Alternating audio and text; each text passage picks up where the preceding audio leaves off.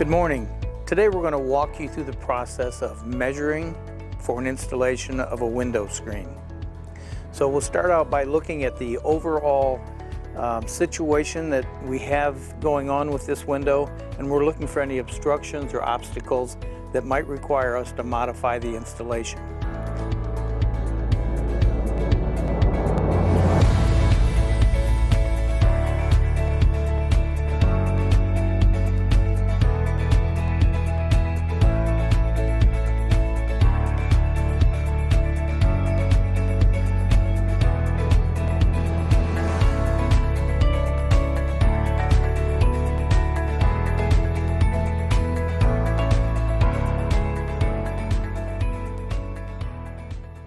So in this situation, we're going to have to build this frame out in order for the screen to clear the window frame.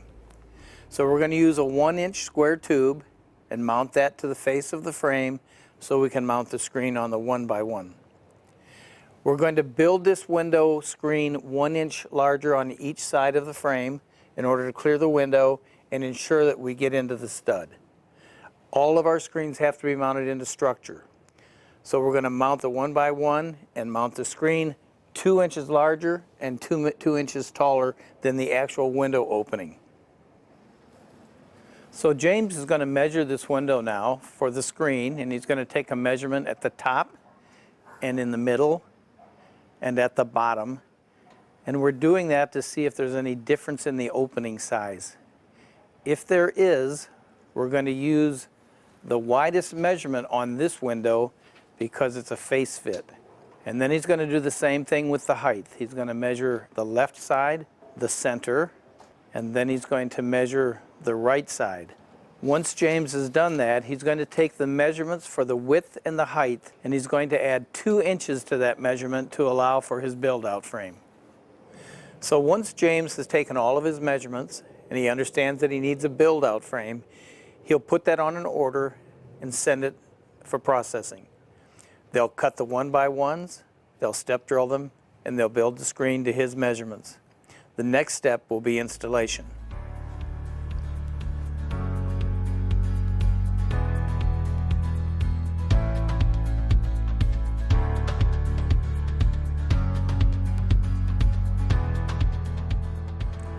So today we've been talking about face fit screens mounted on the surface of the wall.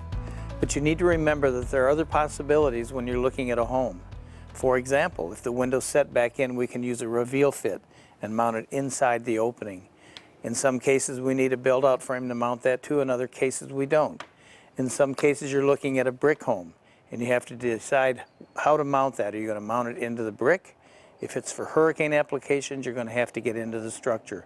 So always remember to look at your options whenever you're looking at window openings.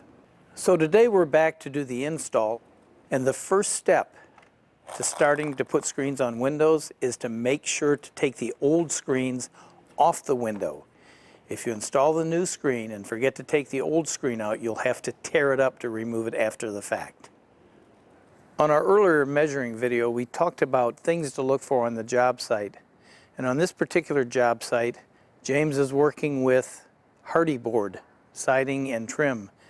Hardy board is a combination of cement and sawdust, and consequently, James is going to have to pre-drill every hole before he can mount his 1x1 standoff frame. You need to be aware of this because it's extra time and extra money that you need to charge when you quote the job. So James is going to install the 1x1 surround frame. As you recall, we needed that to build the screen off the wall so it would clear the window, which sticks out about a ½ inch from the wall's face. So James has leveled the bottom piece of 1x. He'll now drill through the hardy board so that he can get into the stud inside the wall. He's using a 3-inch wood screw with a proprietary head on it.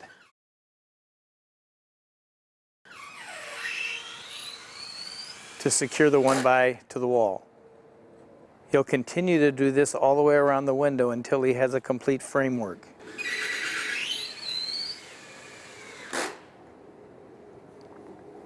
Now James is mounting this right off the edge of the window, As you recall, when we measured this house, he made the screens 2 inches larger than the window opening. 1 inch on the right, 1 inch on the left, top and bottom.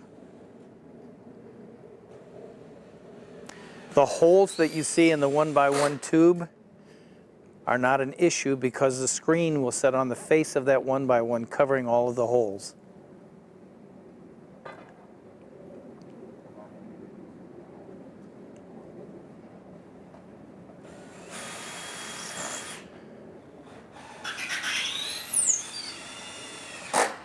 There are several different applications and methods for installing window screens. For example, if you've got a window that's going inside of a brick opening, you'll use a different mounting method. In many cases, we'll take that 1x1 square tube and we'll mount that inside the window opening so the screen's set back inside where the window frame is. But we'd never attach to a window frame. When installing the 1x1 square tube frame for your build out, always be careful to pay attention to the corners to make sure the miters are tight. Otherwise you'll have a gap when you install the screen.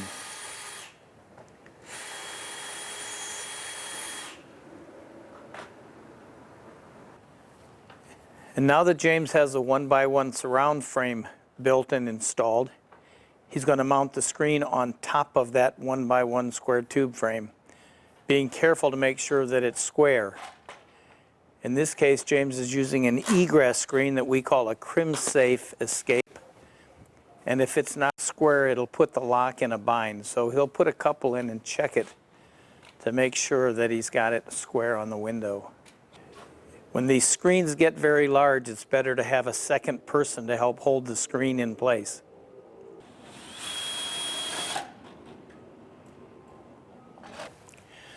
James is using a self-cutting metal screw to mount the screens to the build-out frame.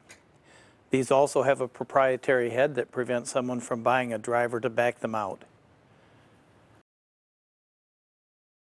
So now that James has the 4 corners fastened to the build-out frame, the next step for him is to go in and make sure that the window opens and closes freely and it's not in a bind.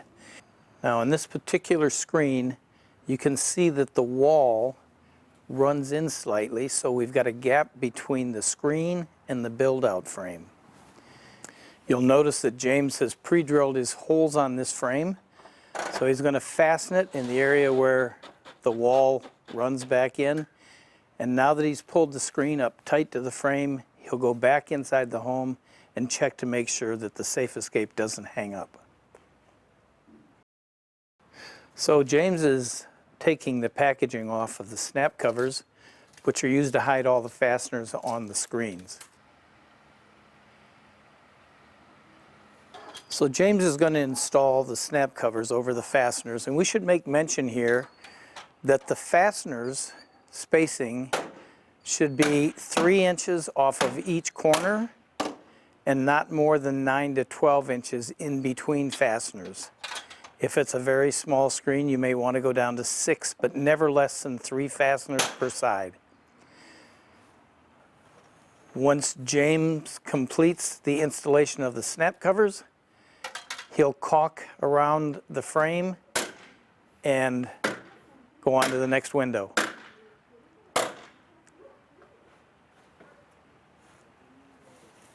Before James puts the snap covers on this screen, I want to point out the fact that he has a hole that's not filled, and that's because he had to adjust the screen to make it square so it would release easily. This is not a problem. When James puts the snap covers on it, all the holes will be hidden from view, and you'll get a nice finished look for the customer. So now that we've got the snap covers on the screen, the final step is to caulk between the build-out frame and the wood trim. You should be using a color-coordinated caulk so you get a nice finish. And once you've got the caulking complete on the window screen or the door, the final step and the most important step is get some pictures. If possible, take your pictures when the sun is shining on the screen, because it allows you to see through the screen.